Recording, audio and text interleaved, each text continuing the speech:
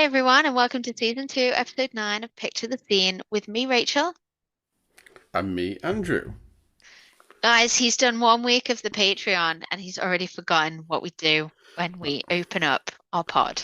I know it's shocking. Forgive me. Shocking. And as you'll have guessed by now, then we've switched our roles this week. So you've got me for the pod episode and Andrew taking on the Patreon episode. And we've actually just recorded that. That was cool. We did an episode which I'll let Andrew talk a bit about, but right at the end we had a bit of a discussion as well, a bit of a debate. Didn't necessarily see eye to eye on some things, but no, that was a really good Patreon recording for December. Andrew, do you want to just cover, give our listeners an idea of what your case was about? Yeah, the case is about. It's commonly known in true crime circles as the Twilight Killers. It's the youngest double murderers in the UK. Lucas, or Stan is his real name, but he's called Lucas Stan, Lucas Markham, and Kim Rose Edwards. They committed some murders together. Nasty, nasty children, hey. Not Yes. something I was expecting to say before 6 p.m. watershed on a Tuesday evening, but there you go. Okay, so how have you been since you last caught up? Sparkling. It's been super busy with work, but yeah, sparkling. Good, sparkling, just like my earrings. Oh yes, Rachel's earrings are immense. People, it's like if I was a cat, I'd be wanting to attack them because cats like tinsel, like A tinsel guys, yeah. big and tinsel. Yeah, Yeah, they're fun. awesome. Bit of fun, hey? And it is I was reminiscing about us recording this time last year, our Christmas episode, which pretty sure Andrew put some like jingles over our normal intro music. So I thought today bring a bit of Christmas to the second year of our Christmas recording. You'd be glad to know it's not a Christmas case though, don't worry. I didn't No, go all festive on it. and I won't be putting any jingles over it either because I don't have the time. Boom. Oh, well, Yes. shows you how important this is to you, hey. Okay, listen, guys. No, in all honesty, Andrew does all of our editing, and I'm very grateful for the time he does put into the pod. So please forgive me. Okay. Well, this is a true crime podcast. The listener caution is advised. I'm giving a general warning today as it's a pretty horrible case, which I'll be taking you through, but there's also a small reference to child sexual abuse claims, paedophilia, made later on. So, in case you want to, now is your time to switch over to one of our earlier episodes and be none the wiser about this terribly sad case. So, Andrew, are you ready for some true crime? I am ready for some true crime. Yes. Although just kind of just had a caveat. My dog's just eating. He's just come next to me. He tends to like burping after he's eaten. So if you're hearing a burping, people, it's not me. It's the Wow. my wonderful, loving, hairy beast. Aren't you guys lucky to be listening to us on this wonderful evening? Um, okay, well, if it's safe for you to do so, I'd like all of you to relax, to close your eyes, and to picture the scene. I'm taking you back to the evening of the 6th of August, 2021, to Colville in Leicestershire, nestled in the East Midlands of England. It seems to be a very quiet and uneventful kind of town, mostly known for its coal mining. Who'd have guessed? But interestingly, there's a shit ton of churches there too. But we're not here to talk about any of that, thankfully, today. So let's get back to the case. And on the 6th of August last year, the sun set at around 20 to 9 that evening. It was a pretty warm and pleasant summer's evening, despite flood alerts that had been put in place across England just earlier that day. And there were frequent and heavy thunder showers expected in pockets across the north and the west of the country. But the weather had actually been quite mild in Leicestershire, reaching a comfortable 18 degrees Celsius in the mid-afternoon, approximately 64 degrees Fahrenheit. And the weather looked promising for the weekend ahead too. So as the working day came to an end and commuters began their trek home, two colleagues at Ibstock Brick Factory in Colville were busy making plans to catch up later that evening. Throughout the day, Megan Newborough, a 23-year-old human resources advisor at the company, had exchanged a number of flirtatious text messages with her new boyfriend and fellow employee, 30-year-old Ross McCullam, who worked for the company as a lab technician. By now, the pair had been dating for approximately 6 weeks, and they were comfortable enough to call each other boyfriend and girlfriend, which I'm not sure how you feel about Andrew, but I initially thought, yeah, that was cute. 6 weeks in, boyfriend, girlfriend, but actually, actually just reflect for a second. There's a 7 year age gap, and they also work together, which I'm sure triggers some sort of like HR policy about that sort of stuff because Ibstock Brick Factory is a big corporation. So yeah, just Is she, wasn't sure. she's 23 and he's 30. Yeah, Right. So I don't think the age thing is important. you don't think so? For a Not 6 week relationship though. 6 week relationship. Um, I knew after the first date with my wife that she was the one. You Uh, romantic. Now we'd got to know each other a bit first, but I knew that she was the one. So I can only use myself as a reference, Yeah. Okay. and but I can see where you're coming from. It depends on the whole dynamic and the history of the people. So it can be dodgy, but it can also be perfectly fine. Yeah, and just to caveat, I don't think a 7 year age difference is the like, oh my gosh, that's just awful. I think the fact that they work together. No, So that's a big one. Yeah, working yeah, together is not and good there's at a all. so there's a 7 year age gap, and the fact that they work together, Yeah. then like, wow, 6 weeks, that's pretty intense. Yeah. No, But yeah, actually, I agree with you. The working, if you put the working together bit in, then yeah, you'd probably want to yeah, you'd be wanting more dates, and you'd be wanting to make sure that you're more compatible, wouldn't you? yeah, exactly. Because if something went sour, you'd have to carry on working together unless one of you was willing to give up your job, right?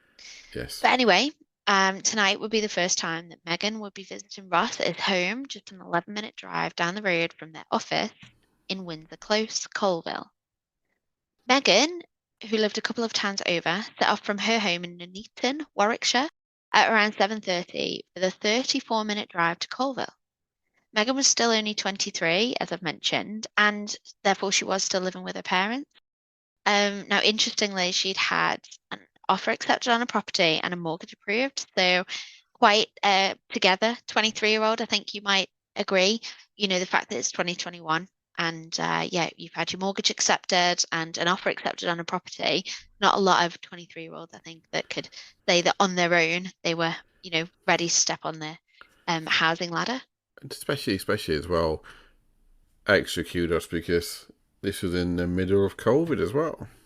Yeah, absolutely. You are right. Yeah, middle of COVID and, HR advisor, not like she is just kind of middle, kind of entry kind of level, not like, supervisor and Yeah. up the ranks there. Yeah, So I fair think play to her.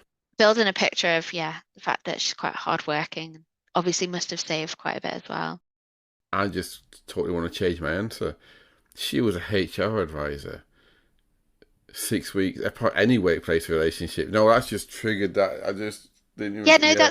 that's kind of what I said. Like, surely there's a Yeah, HR policy. yeah. And again, don't want to judge at the end of the day, and spoiler alert here, but she's the victim. So, Oh, is she? absolutely, I don't want to pass any judgment on her, but just leaving that open to interpretation, I did feel like 6 weeks was quite early to Yeah. label that relationship. But yeah, as she was only 23, she did still live with her parents, so she told them before she left the house that evening that she was off out for a walk with a colleague called Ross and would be back no later than 11 p.m. that evening. And we've all been there, haven't we? We're living with our parents or living with somebody older than us who, looks after us and only wants the best for us. So we tell a little Porky about what we're up to, where we're going. But I just felt, she told a couple of lies before she left the house. First off, she's off out for a walk. That's definitely not where she was going. She was going to a colleague's house. And actually, yeah, her boyfriend's house. But that off for a walk, that's just very specific to get, into. And then, why didn't she just say a catch up or a drink if it was just casual? And then secondly, like she did say a colleague, she didn't say a friend, she didn't say boyfriend, whereas they had apparently labeled the relationship with one another. So why wasn't she comfortable enough to announce it to her parents? It just gave me the impression that she wasn't quite convinced about him, maybe in some way. Possibly, oh yeah, quite possibly, or it depends what parents are like. Mm. Um, it could be that side of it. Yeah, or Yeah, she might have just also known that for someone working in HR, it was wrong to, and her parents would have probably said, "But you're in HR." Yeah, so she knew it was wrong. absolutely. So, I thought as well there was potential that maybe he had framed their relationship as boyfriend and girlfriend, and maybe she really didn't, but who knows? Possibly, I've no idea where this case is going. And when you said she's a victim, I thought she was going to be the criminal. Oh, So yeah, anyway, quite yeah, possibly. you're right, and I'm getting ahead of myself. So unfortunately, we'll never find out why she lied to her parents, as just 90 minutes after her parents bid her farewell, Megan Newborough would be dead. And over the next 48 hours, a desperate hunt to find her body and her killer would ensue. Wow. So the truth of the how, the what, and the why of this murder never quite fully unfolded during the trial of Ross McCullam, which only concluded last week. But there was plenty of information available, and yeah, I thought we'd just dive into what um, was claimed to have happened on that fateful night and how Megan's killer was finally brought to justice last Friday, the 16th of December, 2022. Wow. It's really fresh. Yeah.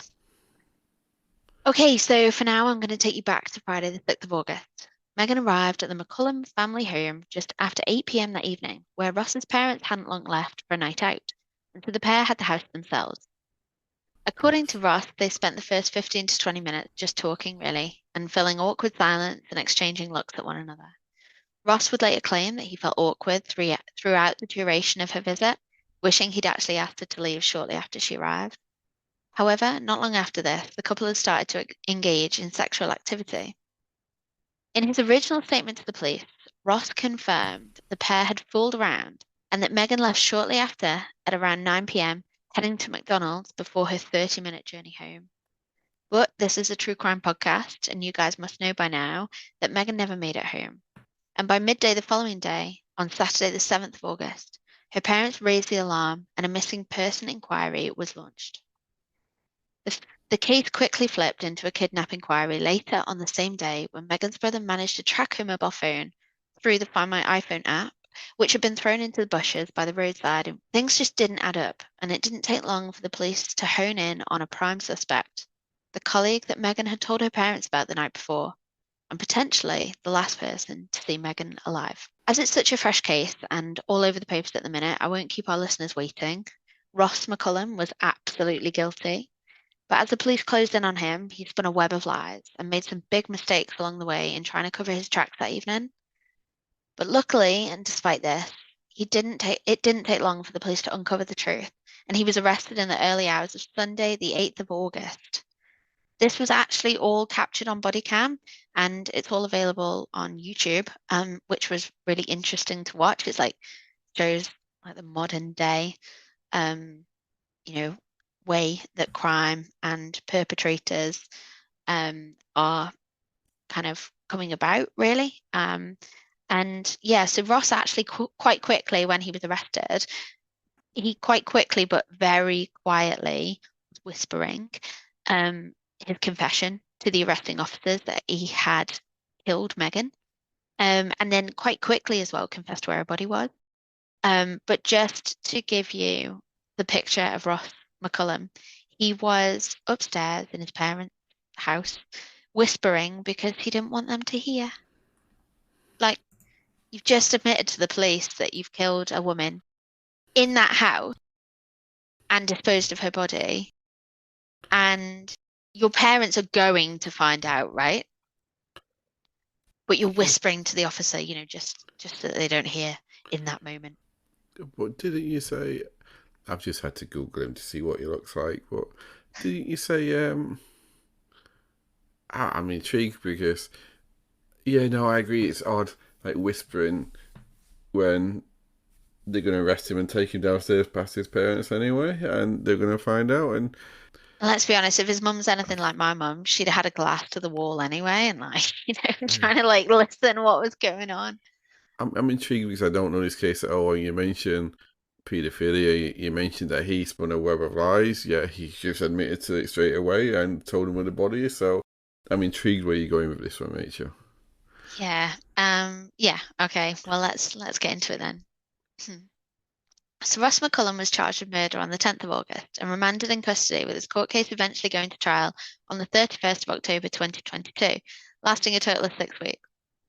Whilst Ross had confessed to the killing, he was only pleading guilty to manslaughter at trial, as Wow. according to his testimony, at the point the pair started to engage in sexual activity, Ross had tried to withdraw, but Megan pulled him closer to her, whispering the words, "Come here," in his ear. And it was at this point he exploded with rage and pushed her forward with all my strength and throttled her. Her words had apparently triggered an episode of PTSD from his childhood where he'd been raped and abused, aged 13, by older children. So we claimed that this like loss of control had triggered those memories and of the sexual abuse. And then it spiraled in his head that he was afraid like, oh God, Megan might tell her colleagues in HR about this instance. But more embarrassingly and more likely, the prosecution kind of led him, down the path of, well, actually, we believe you were impotent, and because you couldn't perform that evening, you killed her, in a blind rage, actually, not because of, this childhood trauma you claim. Yeah, I think I'm thinking back to what you said a few minutes ago. If he found it really awkward and he wished he asked her to leave, why would he start then being intimate with her? It's not like, oh, I really don't like this. I really wish she wasn't here. Oh, where's that? Why are my trousers not on anymore? It's not going to happen, is it? No.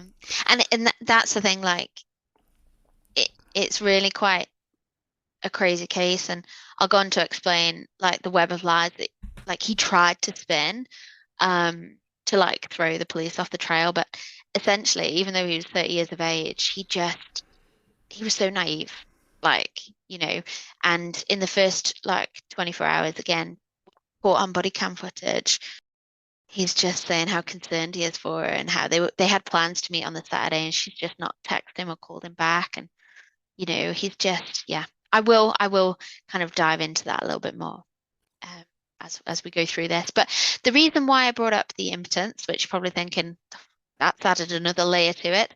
So earlier that week, Ross had ordered some um, tadalafil, tadalafil, I don't know if that's how you say it, pills. They're off the internet and they're used to treat erectile dysfunction. So we'll actually cover that off a little bit later, but that's why the prosecution believed he flipped into that blind rage. Not that it had anything to do with Megan whispering something in his ear. So if what Ross was saying is true, then what a truly awful thing to have happened. Like, he has in a blind rage killed Megan because of something triggered by something really awful happening in his past. However, I am afraid I don't believe any of it, because it's what Ross did after this episode that triggers like the lies, obviously, but also for me, it's just really chilling. And it doesn't quite fit that narrative that he's trying to portray. So after he strangled her, Ross went on to slash Megan's throat a total of 14 times. Wow, And he that's he quotes at this point to the police officers, it was to make sure she was dead. that's rage, isn't it? Yep. So he then bundles her lifeless body into the passenger seat of her Citroen C3, and he drives for approximately 7 miles. And during this journey, he winds his window down and throws her phone out into the bushes on a road. Now, he made an error of not switching off the phone, which is how the brother was able to track it through GPS. But yeah, at the end of this journey, he disposes of her body in undergrowth just on the outskirts of Woodhouse Eaves in Leicestershire. But phone records show that before he set off on this journey, he sends Megan a text message, knowing full well she's lying right next to him dead in the passenger seat of her car, which reads, "You are fucking amazing. I really had fun tonight," followed by a smiley face and 3 kisses. Okay then. What the fuck? Well, that's premeditated. To me, that sounds like that's not premeditation, but that's cold and calculated. If he had PTSD and he did something in a blind like panic or reaction, when that disappeared, when that stopped, that would be replaced by guilt and shame Worry, and concern, worry. Yeah, anxiety. even if he was motivated, thinking I've got to hide this body, he wouldn't be cold and calculated. Oh It, no. it And wouldn't. Yeah, he lived on it. Like I did some Googling of where his house was. Street lights, neighbors. yeah, He must have been of sound mind to have placed her in the car yeah, on the driveway where she parked. Like, do you know what I mean? And yeah. it gets worse, by the way. That doesn't even skim for me what is the worst part of this case. But yeah, the fact that he's sat there saying, "I really had fun tonight," Yeah, is that indicating what he's done? possibly, Or possibly is he trying to just cover his yeah, tracks? Yeah. I think yeah, you could argue either way there. yeah. You could. You're right. It sounds to me like he's probably trying to cover his tracks, but yeah, you're right. You can't. Only he'll know. There could be an underlying Yeah, hint of enjoyment and, yeah. thrill in what he's done. Because maybe he did enjoy it. Mm, maybe. So shortly after dumping her body, the Citroen is captured on CCTV arriving at Loughborough College car park at approximately 9:50 p.m. Ross parks the car and exits the vehicle, and in clear line of sight of CCTV, which again has given us great evidence of his actions after the killing. He spends the next 10 minutes removing his and Megan's blood-stained clothes from the car and from his body, and he puts clean ones on. And so the fact that he has killed her in a blind rage, but then packed a bag of clean clothes that he can change into when he's worked out what he's going to do with the body blows my mind. But then, yeah, once he's put the clean clothes on, he methodically starts disposing of the evidence in several nearby bins. So again, he's not just ramming it in wherever he can or anything like that, setting fire to it, quickly get rid. No, I'll put something in there, and then I'm going to walk a bit further and pop something in there. And he's just calmly walking away, like he's captured, obviously, on 2 cameras. One looking at the car park where he's parked right in front of a camera, and then the other one where he's just like walking past the building and captured just walking away. So yeah, he's carried all these actions out in quite quick succession in the hour following her death, and I just feel like he's got he's of sound mind to have done all of these things. And just to add to it as well, Ross doesn't hold a driving license. Now, whether that means that he's had a license taken off of him or he's never pursued his driving test but has learned to drive, the fact that he has driven her vehicle, not been pulled over by police, parked in a car park, again, if you are anxious, worried, concerned, in a state of panic, and you don't fully know how to drive, does that add up?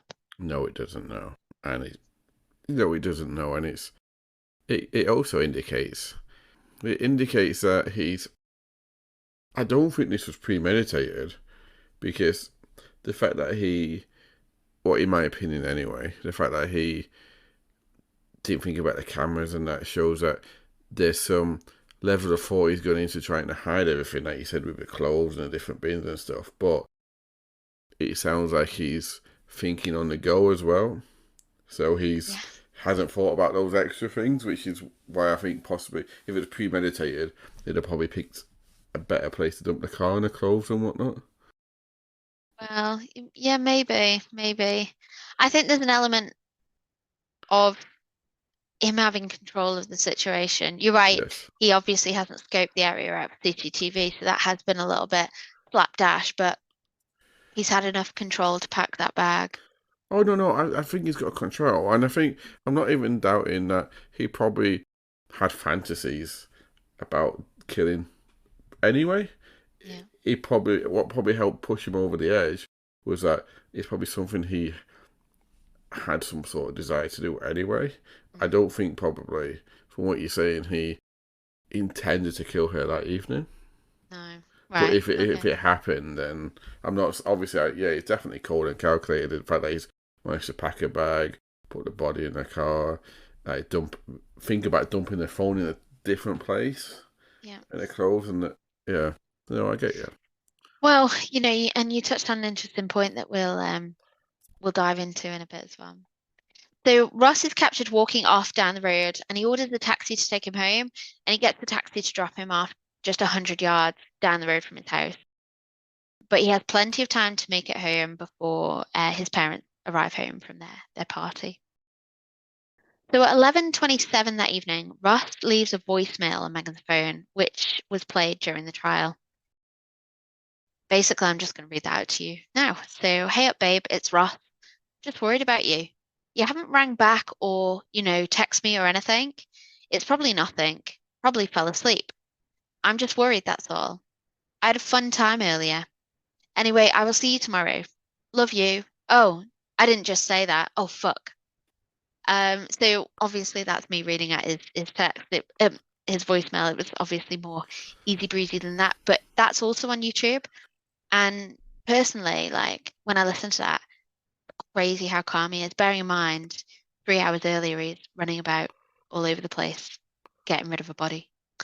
Well, if you like, we'll pop a recording of that in now, so Yeah, you can see, perfect. so everyone can hear it right now. Help, babe, it's Ross. I'm just worried about you. If you haven't rang back or, text me or anything. No, it's probably nothing. Probably phone's dead or he fell asleep. But, yeah, I'm just worried, that's all. I had a fun time earlier. Yeah, anyway. I'll see you tomorrow. Love you. Now, this is where it gets worse yet again.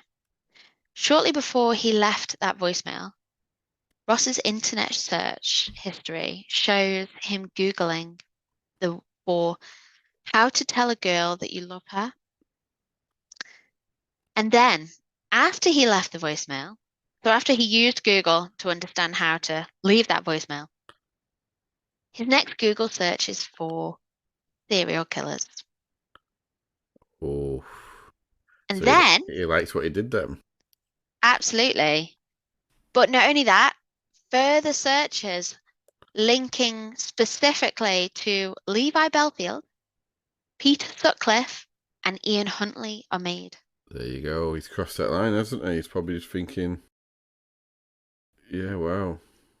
Honestly, and like, don't get me wrong, I know there's an algorithm in Google, like just firing out, well, you must, how to tell a girl that you love her, serial killers. Oh, you might like these criminals because they killed women. Um, but what the fuck again? Like, Yeah, sorry about all the swearing. it's a weird algorithm, but yeah. Google's, yeah, got a lot to account for. Originally, I was going to keep this part out as it's really tasteless, but I promise I'm not sensationalizing it, and it was a crucial part of the prosecution's evidence. So when officers originally called Ross, as they understood he was the last person known to see Megan alive, he confessed that whilst it sounded a bit creepy, he'd sent Megan approximately 15 WhatsApp messages since they'd met on Friday night, and he was actually really concerned about her. But when they went on to investigate him, without him knowing, obviously, and they connected the timing of the messages he was sending and his internet history, they found that he had been texting her both after and whilst he was watching pornography. And those 15 messages were sent throughout the evening, as in the late night, yeah, post midnight, right through to early morning. So he'd had a good while on the internet. and he was continuously watching porn whilst texting Megan, telling her how worried he was. And like, to me, this is purely my thoughts, but is he sexually aroused by what he's done to Megan? I don't know. It sounds like it. I was just thinking that's quite a long Thomas tank, isn't it? But Well, it sounds like it, yeah. if the man's impotent in front of women, probably makes the most of his time with himself, doesn't he? No, but you think about it, if he's saying he's basically Googling how to guys and how to do it again, or maybe how not to get caught, how they get caught. Yeah, that obviously the power, what he did turned him on, hasn't it? Getting to him, absolutely. Yeah. And during the trial, he laughed in the witness box after he admitted watching the porn, because obviously the prosecution brought it up. And he said it was a safety blanket. It made him feel better for a short period of time, but he knew how bad it made him look. Like the fact that he was chuckling in the witness box, just. So Yeah. to summarize, his internet history just after killing his girlfriend is how to tell a girl that you love her, then serial killers, and then, like I said, I'm guessing Google did some sort of weird guesswork and gave him some suggested content on, some of the most awful humans out there. And then when you piece that all together, the prosecution were heavily relying on the fact that this wasn't going to be a one-off case. And if he had not have been caught, it was highly likely he would have gone on to kill again Sounds if he'd like have it. gotten away with her murder. Yeah, sounds like it. And like this part is like I'm going to go completely off piste here, but there are some pictures of his room which were taken at the time of his arrest, and he lives in an absolute shithole. Like, so his mum's house, like from the photos, fairly well put together, typical family home. But his room, stained mattress, drink cans all over the floor, dirt, cigarette butts, clothes, just crap everywhere. It's disgusting. Like, I've included a picture for you to post. Like, and then on top of that, his mum actually testified against him at the trial, saying all he ever, Wow. yeah. And I thought like this was an important part to add because it really like it's not often you hear that, isn't it? But yes, she said all he ever did was drink Coke, smoke, and watch porn. He lived in squalor in her home, and she said he was a complete loner. So when your own mum doesn't even have your own back when it comes to a character witness, like what does that tell you about him? What's it also tell you about him that his mum knows that all he did was watch porn? I know. And like yeah, I try not to hone in on that. God, I hope her room was nowhere near him. Okay, so back to the case. The prosecution were unable to determine the exact time of death, but they know that Megan died at some point between her arrival at 8:10 and her departure at 8:50, and that she was strangled to death in the living room of the McCullum's family home. The prosecution argued that he killed her as he was embarrassed about his impotence that evening, and he feared that Megan may go on to tell others at work or her own friends of the incident. They told of how she put up a strong fight as she was covered in bruises and marks from her shins to the top of her head, and that he'd actually ripped off her Fitbit during the altercation too, and that was actually recovered from like underneath the television on the other side of the room. Wow. Ross had then tried to clean up the crime scene with his mum commenting that there was a wet patch on the floor where he claimed to have spilt coffee earlier in the evening, and that there were also marks on the wall. But it was late when she returned home, and he wasn't behaving suspiciously at all. He was very calm, very normal. Like there was no alerts for her anyway, so she thought nothing of it and just went to bed. Wow.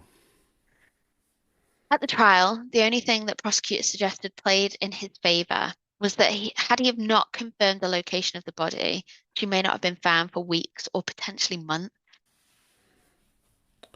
Yeah, it's not saying much when that's the only thing in your favour, is it? I know, and I think again, like how often do we hear of killers holding that over their victims' families?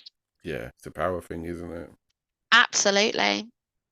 So yeah, obviously, like I said, there's that body cam footage where he whispers, like some of it's inaudible, so it's a tricky one to put out there. But yeah, he does whisper where he's dumped her body. However, the officers claim that when her body was located, and this is a direct quote, her hair was so saturated in blood that it appeared as if she was a redhead. Wow. And I actually remembered this case from the reporters on the news stating that. And at the time, I thought, wow, like the details of her death obviously hadn't been disclosed, i.e., like her throat had been slashed and her boyfriend had killed her. But I recall being really shocked by that information that was on the news, just at the sheer violence she was met with prior to her death, like Yeah. that her her hair was saturated and that she looked like a redhead. I just think that's such a brutal level of detail, isn't it? Yeah, it reminds me of the case that we covered with Adam, where they found a woman naked and the people who found her thought that she was wearing a red dress, but it was her own blood. Yeah, and that stuck with me. Yeah, it does, doesn't it? Because you just think that must be so like. Yeah, no, I get exactly where you're coming from. So during the trial, the jurors were shown hundreds of WhatsApp messages that had been exchanged between Megan and Ross, many of which showed McCullam expressing his fears of sexual inadequacy. Again, that completely plays into, his worry of his impotence, the fact that he'd purchased this medication off of the internet. And during one sexual fantasy, something that stood out for me was that he made Megan address him as Lord Commander. What the hell is that about? Oh, come on. Yeah, that's obviously again a power thing. It's really, God. really weird, but yeah, I I guess mean, I'm not entirely sure why each to that them. didn't ring alarm bells for her and go, do you know what, mate? Enough's enough. But If we actually though, if we have any Lord Commanders listening to us, don't take offence. I did say I'd come back to those erectile dysfunction tablets. Why So not? the jury, well, why not? Yeah. Jury also heard how he'd been diagnosed with ADHD just 2 years before he killed Megan. And he was actually on medication for that. But in the weeks leading up to her death, he'd stopped taking it as he believed it hindered his sleep and his sex drive. So to counteract that, that's why he'd ordered the pills online to help him get things back to normal. ADHD doesn't turn people into killers, though, does it? ADHD doesn't. Medication might, yeah, suppress your mood. So obviously in that comes like sex drive, the ability maybe to sleep as well, maybe a bit of insomnia as well. But you're right, not taking the tablets then doesn't lead him to kill. Like he's only got himself to blame for that. Yes. So a supervisor at their place of work had said that he was able to clearly detect when McCullam had not taken his medication as he became loud, snappy, inappropriate, and vulgar. Inappropriate. Basically, yeah, like one of the lads, right? But yeah, all of the things you definitely don't want in a colleague or a boyfriend. So it's starting to make sense why perhaps Megan didn't want to introduce him to her parents, or at least, allude to the fact she was seeing him. Maybe whilst he was trying really hard to like put on a show and keep up appearances, she might have seen a glimpse of him. Um, Obviously not the full thing because she would have run for the hills, but maybe she saw something that she wasn't quite sure about before that night that that Yeah. cautioned her to not alert her parents to the fact she was with him. Was this the first time? You might not know the answer to this. Was this the first time that they had got together to be intimate? No, he claims, obviously it's his word against the victims who's no longer with us, but he claimed to have only like had sex with her in the car near their place of work by a lake. But he did have what his colleague deemed to be inappropriate pictures of her on his phone. So photos that she had shared, but photos that he had taken. I don't know whether they were, known to Megan, but yeah, he would at times, and this is perhaps explains the vulgar part. He would show his colleague at work, who he worked with in the lab, the Yeah. photos of That's her not on, and be is like, it? No. And, you know, he would also disclose like about their intimate That's not right details either. there. Yeah, it's not right, is it? Even a person who doesn't kill or abuse doesn't have the right to do that, male or No. female. No, absolutely not. And I think that, I mean, there's a big case in the news at the minute, isn't there, about a lady by the name of Georgia who was filmed during consensual sex with her then boyfriend. She told him to remove the video and he didn't and uploaded it instead on the internet. And he's just been sentenced, hasn't he, for the crime. If he did that before she asked him, I mean after she asked him, then fair play. That's a crime in England. That's a crime, isn't it? In Ireland, it Yeah, is. it is now. So Yeah. so yeah, if it's obviously if I let me clarify that, if he uploaded it without her express permission Yeah, before or absolutely. after, then Which he did ask, and she said no, then and he still yeah, did it anyway. there you go then. I And you hope he. know, How long did he get? I hope he got a long time. oh, I don't know. I'm sorry. Um, but it's quite fresh in the press. Um, so yeah, I think to be honest, you know, even if those photos were taken consensually, they were for his eyes. And unfortunately, because it was a photo that was flashed up on his phone to his colleague, it's his word against theirs, like of whether that even occurred. You know, but it's not, you know, it's not great for her, is it? Because And if what's those photos are taken, they are for one person's eyes only, not for other people to see. and what's his colleague gonna do? Go to HR when she's HR?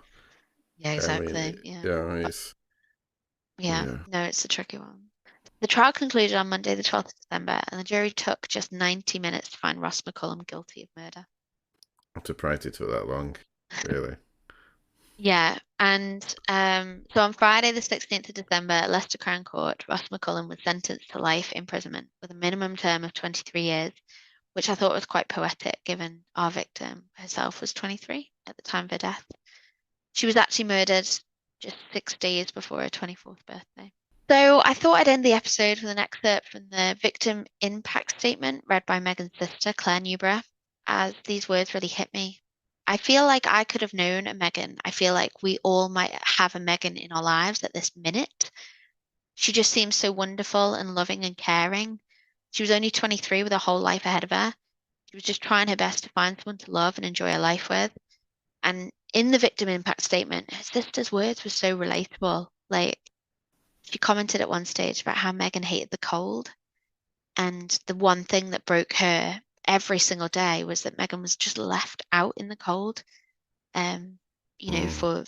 for 24 hours. And, you know, that that would break anyone, wouldn't it? Yeah. Yeah. So Yeah, definitely. Megan's loss is so profound, words cannot begin to describe the emptiness we feel as a family. We've been given a life sentence and one that we will never recover from. Megan was the glue that kept our family together. Megan was always there to offer support and would have helped anyone that needed it. She was a sensitive soul, and all she ever wanted was to be loved. The thought of that evening will stay with us every day for the remainder of our lives.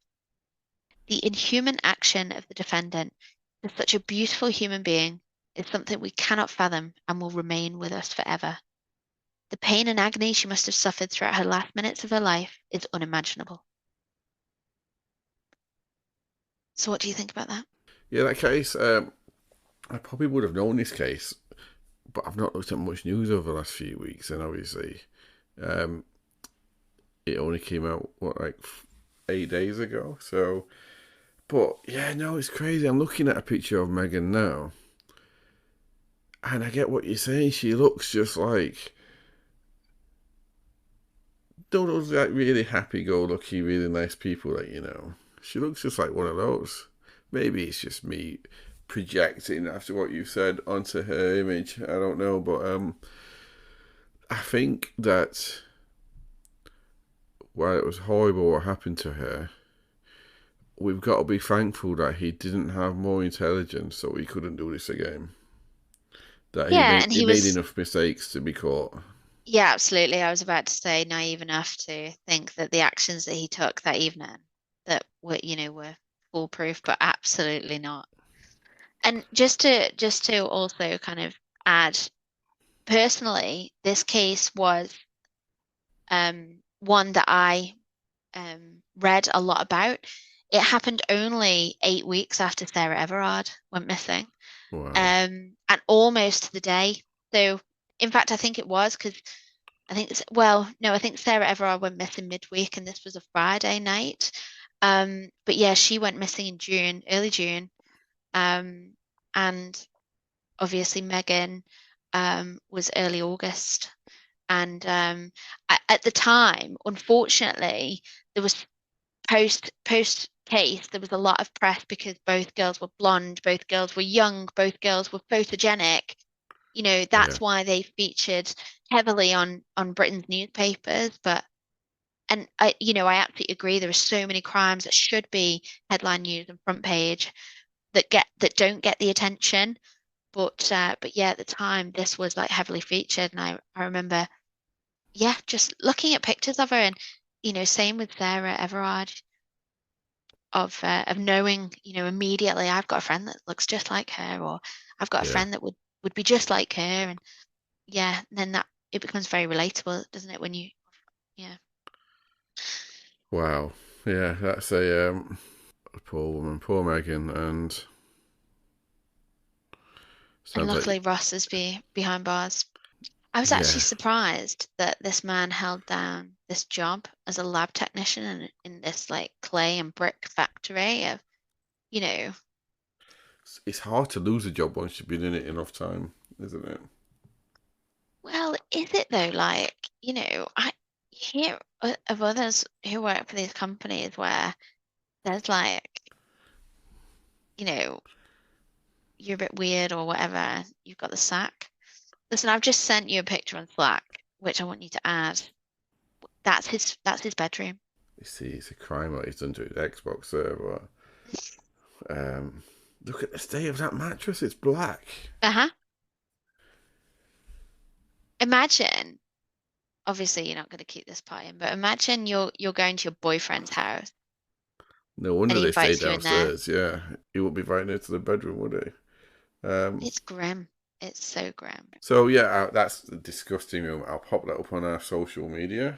medias, and yeah, let us know what you think of it, people. And so for one last time today, I'd like all of you to relax, to close your eyes and picture the scene. You've just met a new man at work. You're buzzing with excitement at the thought of seeing him every day. Things seem to be going really well, but he's hiding a dark secret and will go to any length to keep it that way. Okay, guys, that's it from us. Thank you, Rachel. As much as you can, I enjoyed that. I always like listening to you do a case, because you do it so well. So I'm happy when you do. Yeah, thank you everyone for listening. Have a happy holidays, everyone. Eat too much, and spend time with your family and loved ones. Absolutely. Spend time with your loved ones, yeah, and yeah, eat everything that you can, that you want to, that's in sight.